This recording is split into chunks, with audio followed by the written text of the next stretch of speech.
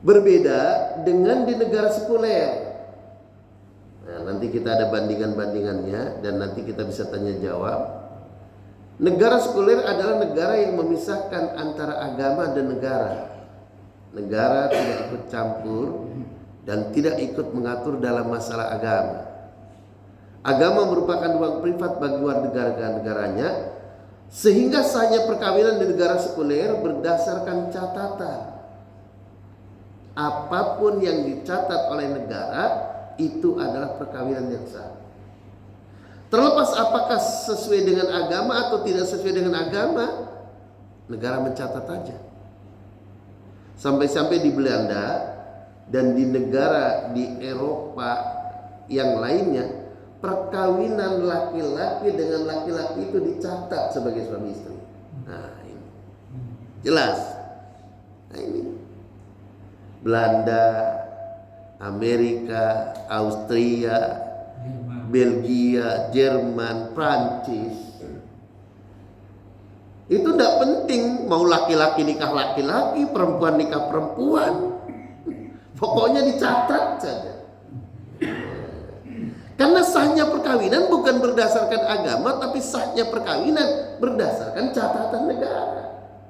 Negara itu nggak ikut campur ruang privat. Bahasa lainnya, negara tidak usah ikut campur urusan kamar tidur orang. Luar biasa. Nah, ini yang kemudian oleh mereka diperjuangkan agar hubungan di luar nikah, samenleven, perzinahan tidak boleh dituntut. Nah, ini umat Islam pasti tidak terima. Karena Indonesia adalah negara yang dulu diperjuangkan oleh para ulama dan santri, sehingga melawan penjajah dan kemerdekaan itu adalah berdasarkan perjuangan. Memang ada orang-orang di luar Islam juga ikut berjuang untuk kemerdekaan ini, akan tetapi mayoritas yang berlawanan dengan Belanda. Karena Belanda itu non-muslim, lalu kemudian Indonesia itu muslim, maka yang berlawanan ini. Dari mulai Pangeran Diponegoro, Sultan Hasanuddin di Banten, Sultan Hasanuddin di Makassar, ada lagi Imam Bonjol, Teku siapa lagi itu, Cut Nyadin dan lain sebagainya, itu rata-rata 90% adalah muslim. Karena itu umat Islam jangan kemudian sudah mendirikan negara ini lalu mengatakan mencemooh negara yang didirikan oleh para pendahulunya. Ini memang sengaja dibuat agar Islam itu tidak maju. Hadirin kaum muslimin rahimakumullah. Jadi di negara sekuler, sahnya perkawinan adalah yang dicatat oleh negara, itu perkawinan yang sah. Bahasa lainnya, ya pokoknya apapun yang dimintakan dicatat. Kalau dia mengatakan laki-laki yang satu sebagai suami, laki-laki yang satu sebagai istri, ini pernikahan, dicatat saja. Kalau di Indonesia kira-kira gimana? Nah, di Indonesia juga lagi diperjuangkan. Andaikan ulama,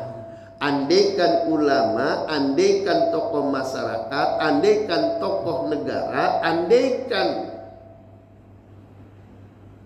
tokoh Kristen, tokoh Katolik itu tidak menolak, di Indonesia sudah disahkan perkawinan laki-laki dengan laki-laki, perkawinan perempuan dengan perempuan. Makanya sering kan ada kontes apalah namanya, itu dikibarkan bendera pelangi, benderanya LGBT. Nah, ini Pak. Ya, kalau menurut orang yang waras sih nggak masuk akal Pak ya. Masuk akal nggak? Laki-laki kawin sama laki-laki, masuk akal nggak? Perempuan kawin sama perempuan, masuk akal nggak? Nah, ini. Mereka itu bangga bahkan mereka itu, saya pernah ada seorang pemuda mengemukakan pada saya, Ustadz, di kalangan mereka itu kalau laki-laki dicintai wanita itu masih kelas bawah. Kalau Anda memang orang ganteng, maka Anda tidak dicintai oleh perempuan, tetapi Anda dicintai oleh laki-laki. Kalau Anda sebagai laki-laki dicintai laki-laki, baru Anda itu orang ganteng. Masya Allah. Dan itu terjadi dari tahun 1980-an. Masya Allah itu, Pak. Saya kaget dengar begitu. Jadi kalau perempuan cantik mencintai laki-laki, itu cowok itu belum ganteng, Ustaz. Masya Allah. Dia mengatakan, jika orang itu betul-betul ganteng, maka banyak laki-laki mencintai dia. Subhanallah. Nih. Makanya di Indonesia, kendati pun Indonesia bukan negara agama, menolak perkawinan beda agama itu ditolak, Pak.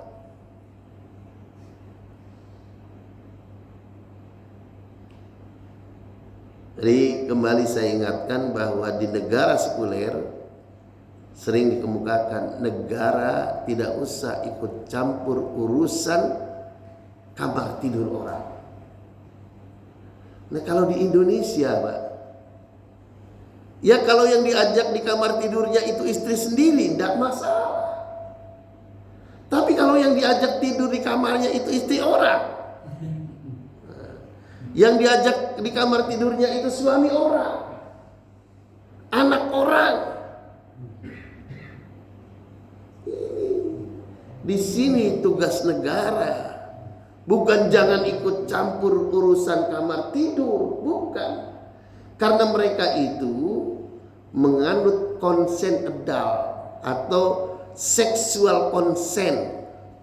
Filosofinya dia itu seksual konsen. Kalau orang itu setuju untuk melakukan hubungan suami istri di luar nikah, itu tidak boleh ada yang mengganggu. Yang mengganggu justru dipidana. Ya, jadi laki-laki senang sama perempuan, lalu dia masuk ke rumahnya tidur bersama, yang mengganggu yang begitu, padahal dia tidak nikah, itu bisa ditangkap polisi. Di Indonesia kalau kayak gitu, waduh, mereka itu no problem, summon eleven, tidur bersama nggak ada masalah. Nah, ini di Indonesia bagus, Pak. Istilahnya itu kumpul kebo. Orang Indonesia itu pinter. Bahasa sononya summon eleven, hidup bersama tanpa ikatan nikah. Oleh orang Indonesia dibikin istilah kumpul kebo. Maksudnya kumpul sebagai suami istri tanpa ikatan nikah, tanpa ikatan perkawinan. Nah, kayak kebo gitu loh kan. Nah. Jadi artinya apa? Disinilah kita mesti mengkagumi para kiai, mengkagumi para ulama, mengkagumi para ahli hukum Indonesia yang telah memilih dan menformat Indonesia bukan negara agama, tetapi negaranya orang yang beragama. Alhamdulillah.